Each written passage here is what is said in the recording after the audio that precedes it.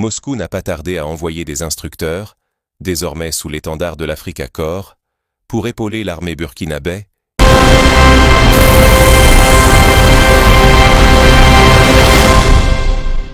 Suivez les informations en Afrique et partout dans le monde en temps réel sur la chaîne Tony.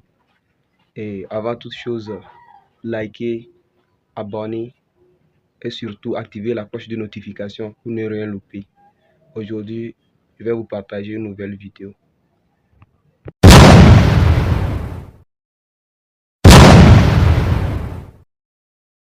Un homme, un pays, un choix qui bouleverse l'ordre mondial. Et si la Russie était la clé de l'indépendance africaine? Après une tentative de coup d'État qui aurait pu tout faire basculer, le président Ibrahim Traoré du Burkina Faso a défié l'impossible. Alors que beaucoup l'annonçaient fini, il s'est relevé plus fort, déterminé à ne plus jamais laisser son pays à la merci de forces étrangères. Mais il n'a pas simplement renforcé les défenses du Burkina Faso. Il a fait un choix radical, presque impensable. Tourner le dos à la France et tendre la main à la Russie. Pourquoi un tel revirement?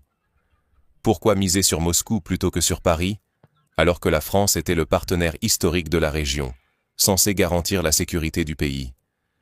C'est que derrière l'image du sauveur français, la réalité était bien plus sombre. Une armée burkinabé affaiblie, des soldats mal équipés, des conseillers français qui bloquaient l'accès aux armes modernes et dictaient la marche à suivre, jusqu'à transformer les liens militaires en instruments de contrôle. Loin d'agir pour le bien du pays, la France perpétuait une dépendance mortifère, héritée du néocolonialisme. Face à cette impasse, la survie et la souveraineté du Burkina Faso étaient en jeu.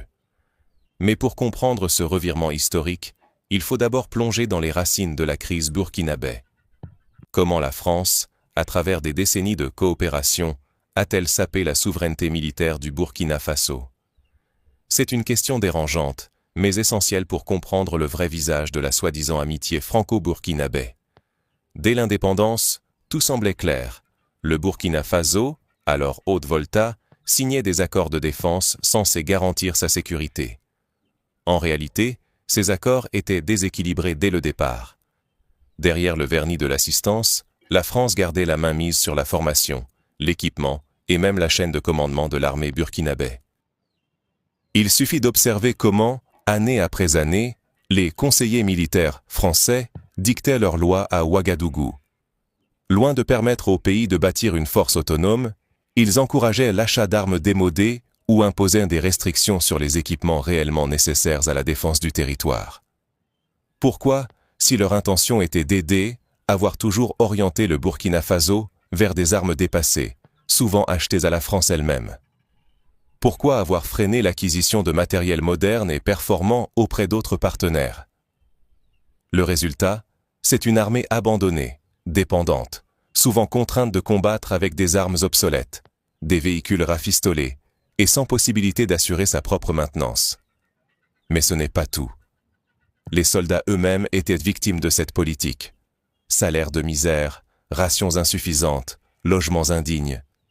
La démoralisation était totale. Comment espérer forger des patriotes prêts à défendre leur pays, quand tout dans leur vie militaire leur rappelle qu'ils ne sont que des pions? En réalité, la France n'a jamais vraiment cherché à renforcer l'armée burkinabé. Elle voulait la contrôler. C'est ainsi qu'elle a organisé la formation d'une élite militaire à Paris, non pas pour transmettre un véritable savoir-faire, mais pour s'assurer la loyauté de futurs officiers, envers la France, pas envers le Burkina Faso. Ceux qui revenaient de ces stages prestigieux n'étaient pas des patriotes, mais des hommes façonnés pour devenir des relais d'influence, voire des espions déguisés. Beaucoup d'entre eux ont été les architectes, conscients ou non, du chaos politique et sécuritaire qui a frappé le pays depuis des décennies. Derrière chaque tentative de déstabilisation, on retrouve la main invisible du système mis en place par la France. Exploiter, affaiblir, puis proposer une aide qui ne fait qu'enfermer encore plus le Burkina Faso dans la dépendance. Pendant ce temps, l'insécurité grandissait. Des régions entières tombaient sous la coupe de groupes armés, pendant que les populations perdaient confiance dans un État incapable de les défendre. Des milliers d'innocents payèrent le prix fort, pendant que Paris faisait mine de s'inquiéter de la situation. Mais au fond, l'important pour la France était de conserver son influence, coûte que coûte. Ce statu quo arrangeait tout le monde, sauf les Burkinabés. Le plus tragique, c'est que cette dépendance n'était pas seulement militaire, elle était aussi psychologique. Pendant des décennies, on a laissé croire qu'il était impossible pour un pays africain de bâtir seul sa sécurité. Ce complexe d'infériorité, soigneusement entretenu, brisait toute velléité d'émancipation. Voilà le constat qu'a dressé le président Ibrahim Traoré lorsqu'il est arrivé au pouvoir après l'échec du coup d'État. Il a compris que le destin du Burkina Faso ne pouvait pas rester prisonnier de ces chaînes invisibles. À ce moment-là, il a décidé de rompre un tabou historique. Et si couper les ponts avec l'ancienne puissance coloniale ouvrait enfin la voie à la vraie autonomie? C'est exactement la question que pose la récente rupture entre le Burkina Faso et la France. Après des décennies d'accords coloniaux tacites, de coopération imposée et de présence militaire quasi permanente, le président Ibrahim Traoré a pris une décision historique. Il a mis un terme officiel à la tutelle française. La fin des accords militaires, l'expulsion des soldats français, la dénonciation des traités jugés inégaux. Tout cela marque une rupture nette, presque inédite dans l'histoire du pays. Mais il ne s'agit pas seulement de tourner le dos au passé. Le Burkina Faso cherche à s'affranchir d'un système où la France, comme d'autres puissances occidentales, a longtemps dicté les règles en exploitant les ressources et en imposant ses choix politiques. Cette fois, le choix des alliés repose sur un critère simple, mais fondamental, l'absence d'un passé colonial toxique. C'est là que la Russie entre en scène. Contrairement à ce que martèlent certains médias occidentaux, la Russie n'a jamais colonisé l'Afrique. Elle arrive sans ce lourd bagage, sans l'arrogance ni la mentalité de maître à élève. La coopération proposée se veut pragmatique, basée sur l'intérêt mutuel, et surtout, sur le respect de la souveraineté du Burkina Faso. Ce n'est plus une relation de domination, mais un partenariat d'égal à égal. Un changement radical, presque révolutionnaire, par rapport à ce que la France a pu proposer jusqu'ici. Sur le terrain, cela se traduit par des accords concrets et palpables. Assistance militaire directe. La Russie fournit des équipements modernes, forme les forces burkinabè et partage des renseignements tactiques sans conditions politiques préalables. Résultat, les militaires burkinabè ont pu reprendre le contrôle de territoires entiers, là où l'appui français semblait s'essouffler ou, pire, manquer de sincérité. La livraison rapide de matériel, y compris des hélicoptères et des systèmes de défense sophistiqués, illustre ce nouvel élan, complètement affranchi des lourdeurs et du paternalisme qui caractérisaient l'ancienne alliance avec Paris. Bien sûr, cette nouvelle orientation ne plaît pas à tout le monde. En France et chez ses partenaires occidentaux, la colère gronde et les critiques fusent. Certains parlent de néocolonialisme inversé, suggérant que Moscou profiterait, à son tour, de la fragilité des États africains. D'autres évoquent la menace d'une nouvelle dépendance ou agitent le spectre des mercenaires russes. Pourtant, la différence fondamentale reste. La Russie ne cherche pas à imposer un modèle politique ou culturel, ni à contrôler les institutions locales. Sa politique de non-ingérence tranche avec celle du FMI ou de la Banque mondiale, où chaque aide est conditionnée à des réformes imposées, souvent au détriment de la souveraineté réelle. Pour le Burkina Faso, le pari est risqué. S'affranchir de l'ancien maître expose à l'isolement diplomatique, à des pressions économiques, voire à des tentatives de déstabilisation. Mais continuer dans la dépendance, c'est renoncer à toute crédibilité et à la possibilité d'exister sur la scène internationale autrement que comme une arrière-cour de l'Occident. L'enjeu ?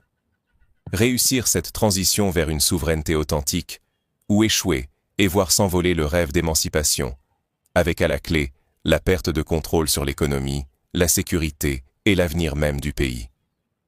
Mais cette nouvelle alliance est-elle vraiment vertueuse ? Les faits sur le terrain révèlent une transformation profonde. La souveraineté se paie-t-elle au prix fort ? C'est la question qui brûle toutes les lèvres depuis la rupture fracassante entre le Burkina Faso et la France et le choix résolu du président Ibrahim Traoré de s'appuyer sur la Russie. Car, loin d'un conte de fées géopolitiques, chaque pas vers l'indépendance réelle s'accompagne de coups durs, de menaces et de dangers bien réels. Regardons ce qui s'est passé récemment. Le 11 juin dernier, l'armée burkinabé a subi l'une des attaques les plus sanglantes de son histoire dans la région de Mansita, près de la frontière nigérienne. Près de 100 soldats y ont laissé la vie, d'autres ont simplement disparu, et la base militaire a été submergée. Ce drame, revendiqué par des groupes djihadistes quelques jours plus tard, s'inscrit dans une longue série d'attentats qui frappent le pays depuis le début de la rupture avec Paris. Mais ce n'est pas tout. Dès le lendemain, alors que le pays pansait encore ses plaies, une tentative d'attaque visait directement la présidence. Ce n'était plus seulement l'armée, mais le cœur de l'État qui était dans le viseur. Pour beaucoup, difficile de ne pas voir la signature d'acteurs puissants, peut-être même étrangers, derrière cette escalade. Faut-il rappeler que la France a été accusée à plusieurs reprises de soutenir des groupes armés dans le Sahel pour garder son influence? L'hypothèse n'est pas fantaisiste. Déstabiliser le Burkina Faso, c'est mettre en doute la capacité du président Traoré à protéger son peuple et, par extension, essayer de forcer un retour à l'ordre ancien, où Paris tirait les ficelles. Face à cette pression, la réponse russe ne s'est pas fait attendre. Très vite, des instructeurs, du matériel militaire de pointe et même des officiers de sécurité russes sont arrivés à Ouagadougou. Leur mission? Sécuriser la présidence, former les soldats et redonner confiance à une armée en plein doute. Les résultats ne se sont pas fait attendre. En 2 ans, le Burkina Faso a réussi à reprendre près de 10% du territoire qui avait été perdu face aux groupes armés. Un chiffre qui, ramené à l'ampleur du conflit, est loin d'être anodin. Pour la première fois depuis des années, l'armée burkinabé décide de ses achats, de ses stratégies, sans avoir à demander une autorisation extérieure. Fini le temps où l'Élysée dictait le choix des partenaires ou même la couleur des uniformes. Mais cette dynamique ne s'arrête pas aux frontières du Burkina Faso. Inspirée par ce revirement spectaculaire et par la capacité de résistance affichée face aux ingérences occidentales, d'autres pays de la région comme le Niger ou le Mali ont eux aussi tourné le dos à la France pour s'allier à la Russie. C'est un véritable effet domino qui se propage au Sahel. Multiplication des accords de défense, coopérations énergétiques, renforcement des capacités militaires. On assiste à la naissance d'un nouvel axe stratégique africain, où la logique du partenariat supplante celle de la dépendance. Tout cela, bien sûr, n'est pas sans risque. Plus le Burkina Faso et ses voisins s'émancipent, plus les menaces se font pressantes. Les attaques terroristes pourraient s'intensifier, poussées ou instrumentalisées par ceux qui veulent punir l'indépendance. L'Occident, inquiet de perdre son précaré, agite déjà la menace des sanctions économiques, de l'isolement diplomatique, du châtiment pour crimes d'insubordination. Dans le pire des scénarios, certains redoutent même une escalade du conflit, des sabotages ou une tentative d'élimination pure et simple des nouveaux leaders africains. Mais, et c'est là tout le paradoxe, ce contexte explosif pourrait bien devenir un précédent historique. Si le Burkina Faso parvient à consolider son modèle, à récupérer plus de territoire et à garantir la sécurité de ses citoyens, il deviendra un exemple pour toute une génération de pays africains qui rêvent de se libérer des chaînes du néocolonialisme. Alors, que faut-il en retenir? La souveraineté n'est pas gratuite. Elle se conquiert au prix du sang, du courage et parfois de l'isolement. Mais elle offre aussi une chance unique de redéfinir les règles du jeu, de reprendre le contrôle de son destin et d'inspirer tout un continent. Reste à savoir si cette nouvelle route, pavée de dangers, sera aussi celle de l'émancipation durable. Au-delà du bras de fer géopolitique, une question demeure. Quels enseignements concrets pour l'Afrique et surtout pour sa jeunesse? Et si la fin du néocolonialisme passait par des choix audacieux comme celui du Burkina Faso? Depuis la tentative de coup d'État avorté et les attaques visant aussi bien l'armée que la stabilité institutionnelle, une évidence s'impose. La rupture avec l'ancien modèle n'est plus une simple option, mais une nécessité pour survivre et s'imposer sur la scène africaine. Regardons concrètement comment ce tournant s'est opéré et en quoi il inspire déjà, bien au-delà des frontières burkinabè. D'abord, il y a eu la réorganisation interne. Face à la menace d'infiltration ou de trahison, le président Traoré n'a pas hésité à purger les rangs incertains de la garde présidentielle et à les remplacer par des éléments loyaux et mieux formés. Ce n'est pas un simple changement de casting au sommet de l'État. C'est la reconstruction d'un rempart autour de la souveraineté nationale, un message clair à toute velléité d'ingérence. Ici, chaque personne qui porte l'uniforme doit servir l'intérêt burkinabé avant tout autre. Mais l'émancipation ne se limite pas à la sécurité rapprochée du chef de l'État. C'est toute la chaîne de commandement, de formation, d'armement qui a été repensée. Loin des circuits d'approvisionnement traditionnels, souvent verrouillés par les anciennes puissances coloniales, le Burkina Faso a ouvert la voie à une diversification réelle de ses partenariats stratégiques. Le choix de la Russie, souvent caricaturée comme simple rivale de l'Occident, prend ici tout son sens. Des instructeurs russes débarquent pour former les troupes, des équipements sont livrés sans conditions politiques humiliantes, et la coopération s'étend au-delà du militaire, jusque dans l'énergie, la technologie et la sécurité alimentaire.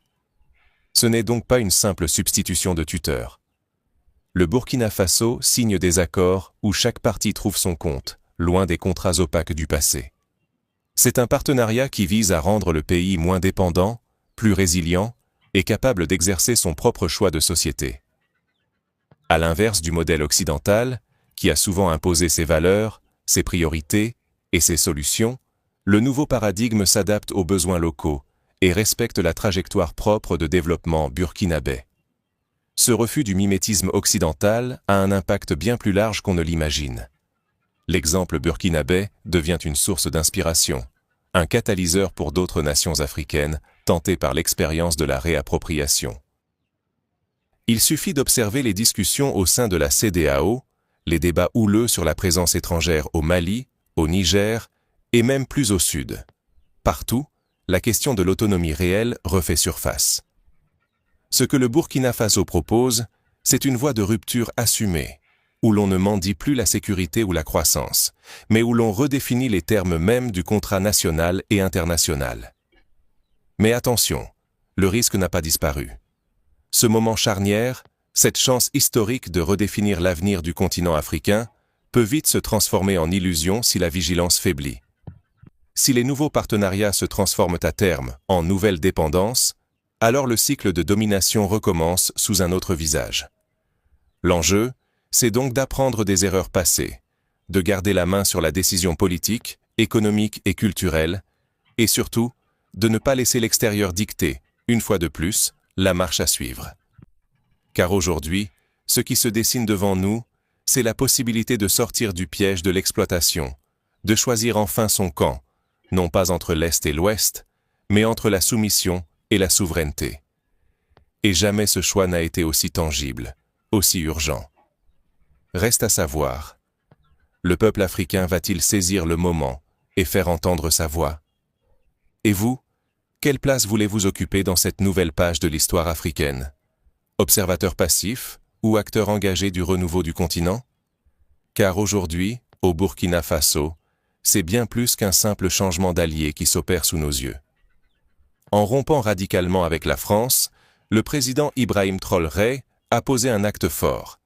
Il a refusé la perpétuation du néocolonialisme. Il a dit non à une histoire d'ingérence et de domination.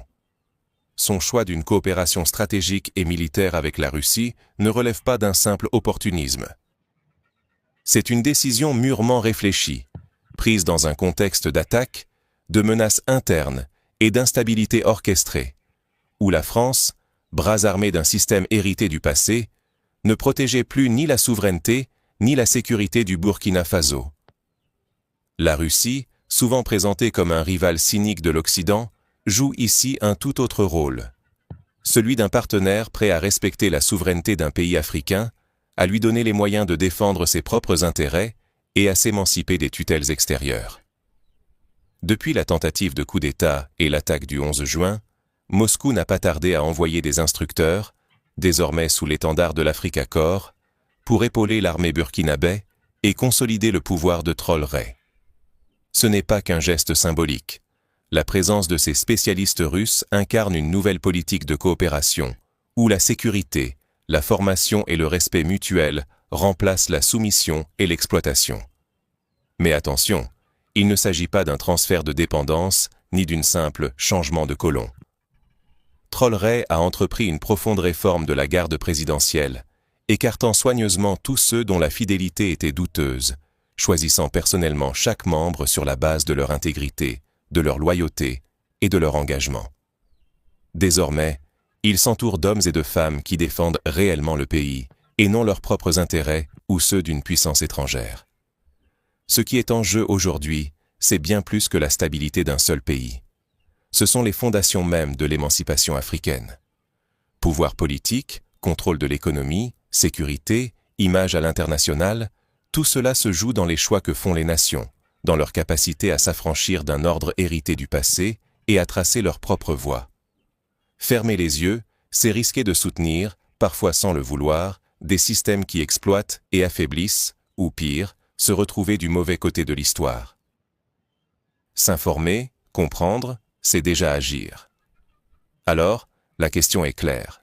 Resterez-vous spectateur de ces transformations ou prendrez-vous part au débat, à l'éveil, au réveil africain? Votre voix, vos idées, vos partages comptent. N'hésitez pas à nous dire en commentaire ce que vous pensez de l'alliance russo-burkinabé. S'agit-il d'un nouveau départ pour l'Afrique ou d'une illusion de souveraineté? Échangeons, argumentons, débattons, car c'est ensemble que nous pouvons influer sur la suite de l'histoire.